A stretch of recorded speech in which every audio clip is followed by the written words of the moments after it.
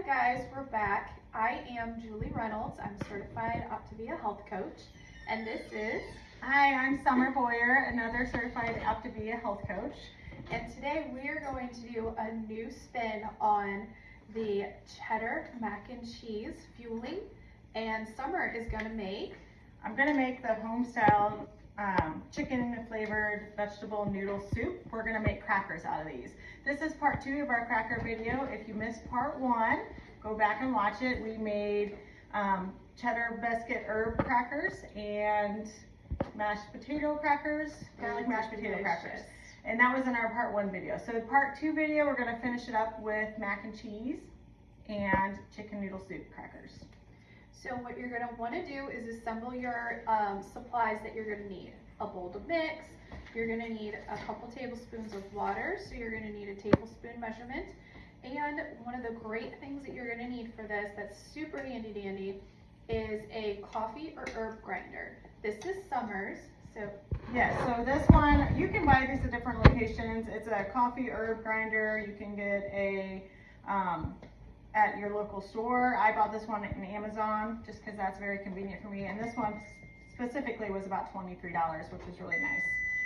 Super easy to use, and all you do is put in your mix, and then we'll show you here. We're going to mix up the macaroni and cheese.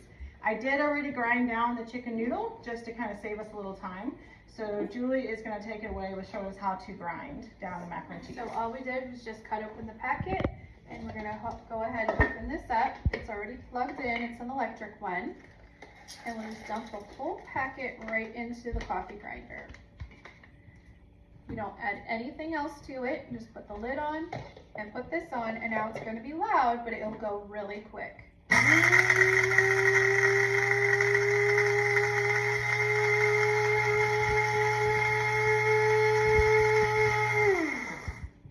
Listen for it. You can actually hear the change. So when it's grinding up the noodles, it's very like crunchy sounding, but whenever it goes to the powder, it's a real smooth sound. And so we'll take the lid off, and you'll be able to see how nice and ground up as a powder that is. So all the noodles are now mixed up. I already pre-ground up the chicken noodle soup, and you can see too that's all well incorporated and ground up. So now Julie's going to add her powder mix to her bowl. And what's wonderful about using these Fuelings is because they've got such great taste to it already. The mac and cheese has such a creamy, cheesy goodness taste to it, so you can just imagine how good that's going to be in a crispy cracker. Same thing with the chicken noodle soup. It's got all of that flavor and seasoning in there. So this is a really great hack to do, that you don't have to use any extra condiments or fats or anything like that. It's just a straight fueling made into a new way that you can enjoy. So now Julie and I both are adding 2 tablespoons of water to our powdered mix, and then we're going to just stir it till everything's well incorporated. And then we're going to show you step 2 here in a second. While we've been grinding these up and mixing it and everything, we have had the oven preheating to 375, and we're going to put these over here on the sheets in just a second. We'll show you how to do that, and we're just going to cook it for about 10 minutes. So Summer, go ahead and... Alright, so the next step is you want to have 2 sheet pans ready and 2 pieces of parchment paper. If you're doing 2 crackers, if you're just doing 1 cracker, you just need 1 sheet pan and 2 pieces of parchment paper. So you need your favorite nonstick spray, and you want to spray your parchment paper down really well with that so that your mix doesn't stick. So I'll go ahead and spray down 1 for Julie's cracker. And then you're going to take your mix, and you're just going to see how well it's like nice and thick, and you're going to just take that and drop it onto your parchment. And you want to get all of it out. You don't want to, you know, we're trying to get all of our vitamins and minerals and nutrients out of our fueling, and we don't want to waste any of it if we can help it. So we're going to put that out, and then the idea is that you need to spread that out nice and thin so that it's a cracker consistency. So how you do that is you grab another piece of parchment paper, and you spray it as well.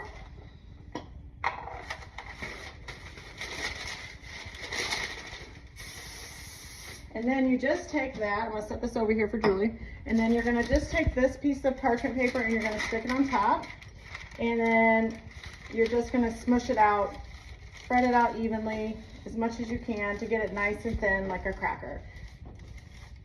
So Julie is gonna do the same thing with her mac and cheese.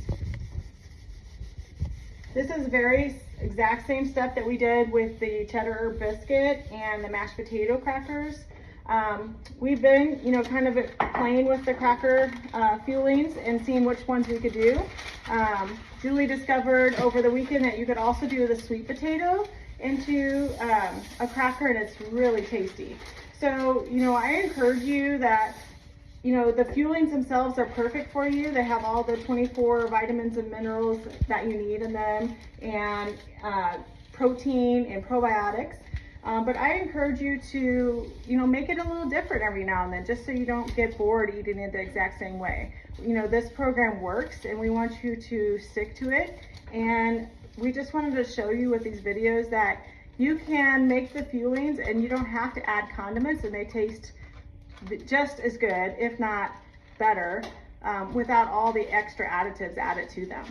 So Julie has got her mac and cheese spread out quite a bit. And I got my chicken noodle. It's a little bit thicker than Julie's, but we're gonna now bake these in the oven. So we are gonna bake them for at 375 degrees for 10 minutes. And then we will come back and check on those crackers here in a second. Hi guys, welcome back. So we have now been baking our crackers for about 10, maybe 12 minutes. Actually, I think it has to bake a little bit longer whenever you're baking 2 sets of crackers like we did, but normally it's only at about 10 minutes. So we're gonna take the crackers out and we're gonna show you as we're doing this what we do next. So we're gonna take the crackers out, and you can see the cracker itself. So this is the cheddar mac and cheese one, and this is the chicken noodle soup one. And then we're gonna take those and we're gonna flip them over. So without burning our hands, I'm just gonna grab it and flip over the cracker. And you can tell that it's about time to flip it because you'll start seeing this nice golden brown around the edges. So it's really simple when you have that parchment paper on there to just lift it up and give it a nice toss. So now we're going to take a pizza cutter and we're going to cut those into little crackers and pieces. And, you know, these can be all different sizes. You're not, you know, unless you're a perfectionist, they don't have to be the perfect cracker. You just want to basically cut them in smaller chunks and you want to spread them out. So I'm going to cut mine, and then I'm going to hand this off to Julie so she can cut up hers. And then we're going to put them back in the oven and bake for another 10 minutes so they're nice and crispy. And your oven may vary with the times that it takes. You might like your cracker a different consistency. So we're going to cut those up, put them back in the oven, and we will be back here in a second to show you what our cracker looks like after it has been baked again. So Julie's cutting up hers. And what I love about cutting it right now halfway through instead of waiting is because you can get straighter lines, but it also helps with it cook a little bit faster. I'm one that I really like the brown crispy edges on all of my fuelings. And so when you do this, it allows that middle to get opened up like that, and so it can crisp and be crunchy around all the edges. So it's just real simple with this pizza cutter. You just go along, chop it up, get some nice little bite-sized pieces, and we'll put it back in.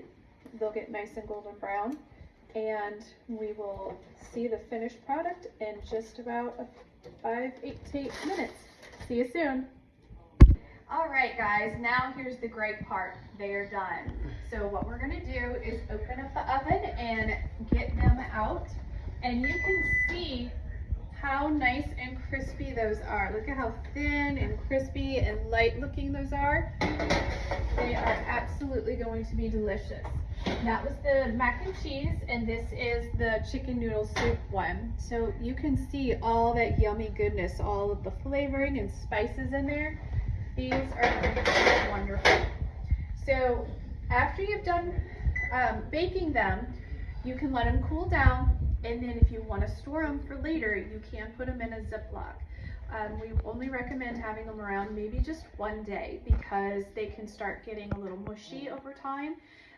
You can reheat them in the oven and just keep an eye on them so that you don't burn them at that point.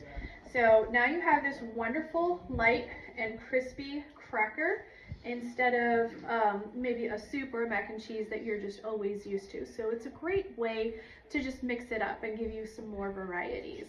And what I love about all of these different crackers that we have done is that they all bake at 375 for 10 minutes, flip them, and then you put them back in.